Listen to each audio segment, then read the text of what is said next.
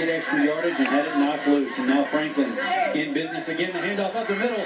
Nobody's going to catch him. That's a touchdown for the Lions. And wow, what an answer. And guess who? Jared Pedraza, who went off the field a few minutes ago with leg cramps. Nothing wrong with him now. And Navasota has an 8-point lead with the extra point to come. I was just about to say, the last time we saw him, he was limping off the field. He certainly wasn't limping there, and if he was, we couldn't see it because he found daylight, he found the hole in the offensive line, and he took off, and he zoomed past the defenders, moving with purpose. Handoff again, now flags everywhere as pick up a quick pitch here around the right side.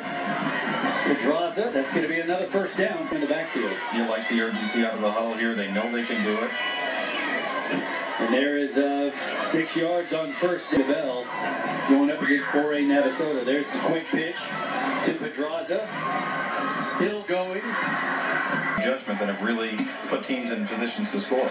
Inside handoff, and that is into the end zone.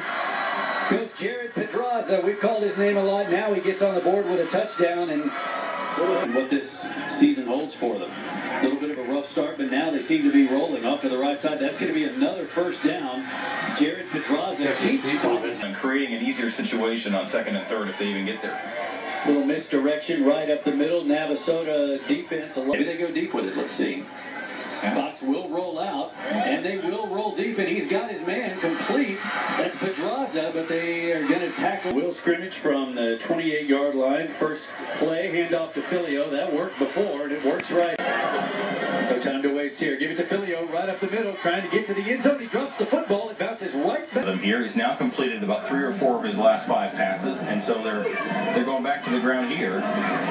Datron Taylor gets around the left yard, really from the 35. They will give it to him along the left side. He does get by one man, and now he's off to the races, and he pulled out of bounds inside.